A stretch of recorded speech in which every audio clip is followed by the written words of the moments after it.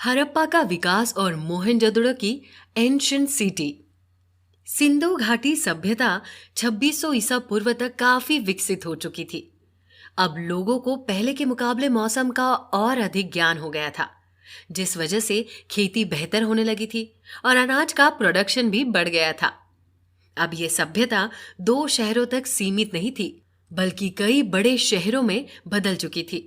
2600 ईसा पूर्व तक सिंधु सभ्यता के हड़प्पा और मोहनजोदड़ो के अलावा 6 शहर और विकसित हो गए थे, जिसमें आज का पाकिस्तान का गनेरीवाला और आज के भारत का ढोलावीरा, कालीबंगा, राखीगढ़ी, रूपार और तटीय शहर लोथल शामिल है। अब तक इस सभ्यता के 1000 से ज्यादा शहर मिल चुके हैं, जो सिंधु नदी के आसपास ही है। वही रिसर्चर्स की माने तो 2600 से 1900 ईसा पूर्व के बीच सिंधु घाटी सभ्यता के लोगों की जनसंख्या बढ़कर 50 लाख हो चुकी थी, जो मिस्र और मेसोपोटामिया की आबादी से भी ज्यादा थी। वही जहां दूसरी प्राचीन सभ्यता में एक ही सभ्यता के लोगों के रहन सहन में बहुत अंतर था और ऐसे आराम की जिंदगी सिर्फ शासक ही जीते थे, वैसा सिंधु सभ्यता में नहीं था। यहाँ लोगों का विकास समान रूप से हो रहा था और 2600 से 1900 ईसा पूर्व का ये वो समय था जब मोहनजोदड़ो और हड़प्पा के अलावा कई और शहर भी बड़ी तेजी से विकसित हो रहे थे, जिसमें एक शहर राखीगढ़ी भी था, जो आज के हरियाणा में हिसार जिले में मौजूद है। सिंधु घाटी सभ्यता की ये साइट करीब 350 हेक्टेयर में फैली हुई है, जहां पर करीबन 50,000 लोग रहते थे। इस शहर के बीच में एक बड़ा दुर्ग बना हुआ था, जिसके आसपास व्यापारी, कलाकार और आम जनता रहती थी। वही सभ्यता का एक और बड़ा शहर ल्यूरवाला भी था, जो करीबन 200 हेक्टेयर में फैला था और यहाँ करीबन 200,000 लोगों की आबादी रहा करती थी। वही इसके अलावा गुजरात के ढोलावीरा भी सिंधु सभ्यता का हिस्सा था, जो 100 हेक्टेयर में फैला था और रेगिस्तान के पास विकसित हुआ था। यहाँ पर 4 से 5 साल में एक बार बारिश होती थी। ऐसे में पानी की कमी को पूरा करने के लिए यहाँ के लोगों ने वाटर कंजर्वेशन सिस्टम डेवलप कर रखा था। यहाँ रहने वाले लोगों ने पत्थर के 16 से ज्यादा पानी के तालाब बना रखे थे, जिनमें बारिश का पानी स्टोर किया जाता था। यही नहीं, इस शहर की दीवारें मिट्टी की ईंटों से नहीं बल्कि रेगिस्तान में पाए जाने वाले पत्थरों से तैयार की गई थी, जो सिंधु घाटी की किसी और साइट पर देखने को नहीं मिलती थी। जिसका मतलब ये भी है कि इस सभ्यता के लोगों ने मौसम और जलवायु के हिसाब से खुद को विकसित करना सीख लिया था। वही ढोलावीरा में जो एक और खास चीज खोजी गई थी, वो ये थी कि एक बड़ा साइन बोर्ड जो शहर के मेन गेट के पास मिला।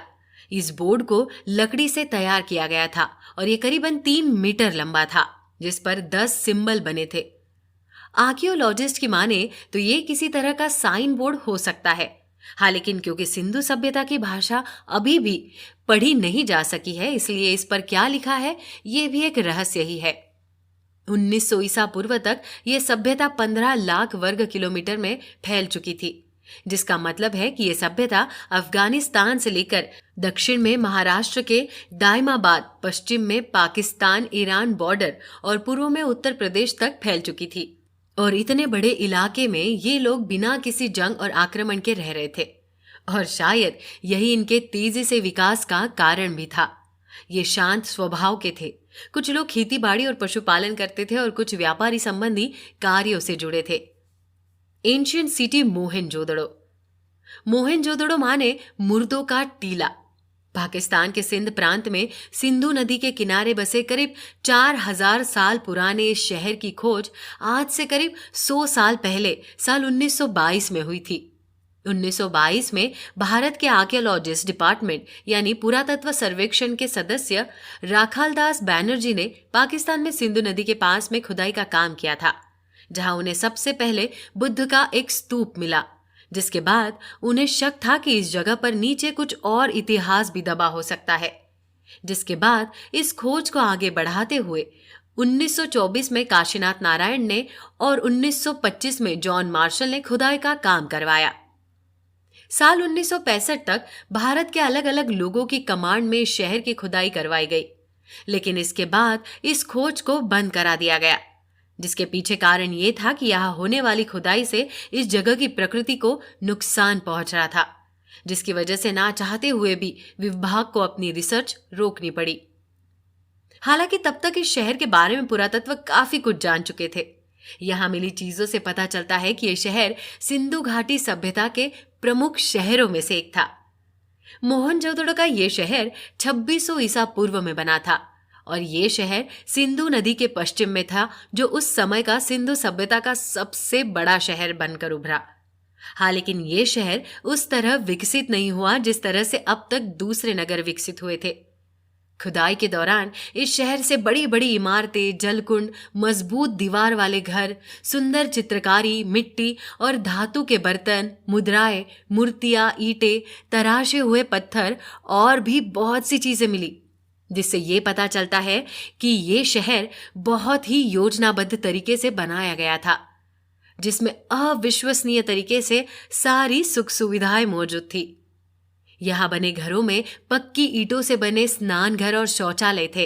इसमें जल निकासी के लिए नाले बने हुए थे, जिसे ईंटों से ढका गया था और घरों के ये नाले सड़क के बीच से गुजरते थे। और आज भी ईंट की बनी हुई विशाल संरचना और इसकी सड़कों को यहाँ साफ पहचाना जा सकता है।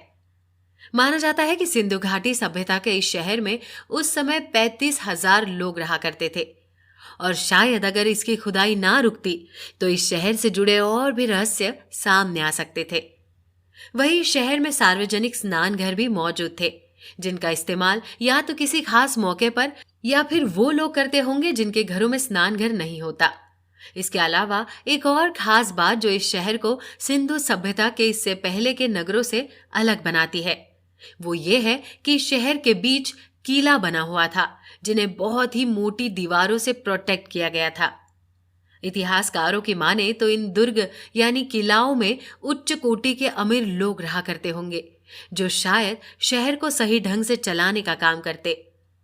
शहर के आम घरों में 2 कमरे, स्नान घर, टॉयलेट हुआ करते थे और इन घरों का साइज आज के अमेरिका के आम घरों के जितना ही होता था। वही खोजों से ये भी पता चला है कि यहाँ के लोग गणित का भी ज्ञान रखते थे। इन्हें जोड़ घटाना, मापना सब आता था। ऐसा इसलिए क्योंकि यहाँ घरों और इमारतों का बनाने के लिए जो ईंटें उपयोग की गई थी वे सब एक ही वजन और साइज की थी, जो तभी मुमकिन था जब इमारत बनाने वालों को वजन और आकार का ज्ञान हो। यहाँ खुदाई के बीच कुछ म्यूजिक इंस्ट्रूमेंट, खिलौनों की भी खोज हुई है, जिससे पता चलता है कि सिंधु घाटी के सभ्यता के लोग गाने बजाने, खेलने कूदने के भी शौकीन थे। खोज में मिली कंघी, साबुन और दवाई जैसी चीजें ये दिखाती है कि वे लोग साफ सफाई पर भी ध्यान देते थे। रिसर्चर्स ने शहर में खुदाई के दौरान मिले कंकालों के दांतों का भी निरीक्षण किया था, जिसके बाद पता चला कि उस समय के लोग नकली दांत भी लगाते थे। ये बात बहुत ही ज्यादा हैरान करने वाली है कि आज से हजारों साल पहले भी लोग इतने विकसित थे कि उन्हें गणित, विज्ञान का इतना ज्ञान था और वो इतने विकसित थे कि नकली दांत लगाना सीख चुके थे।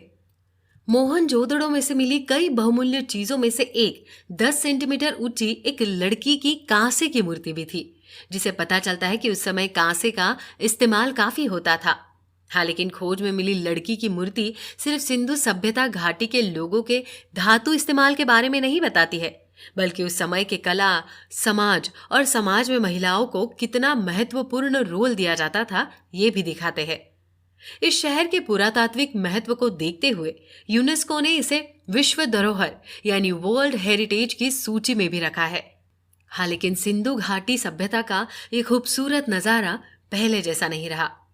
यहाँ पर खुदाई तो सालों पहले ही रोक दी गई थी, लेकिन पहले ये टूरिस्ट के लिए ये एक आकर्षण केंद्र था, पर अब वो भी खत्म हो जा रहा है। इस शहर के कई बड़े बड़े हिस्से अब धीरे धीरे नष्ट हो रहे हैं। शहर की दीवारें अपने आधार से खिसक रही है। अंडरग्राउंड वाटर में खारापन होने की वजह से ईंटों को भी नुकसान पहुंच रहा है, जिसकी वजह से इसकी दीवारें तेजी से गिर रही है। ऐसे में ये शहर कितने सालों तक सिंधु सभ्यता की धरोहर को खुद में समाये रख पाएगा, कहना जरा मुश्किल है।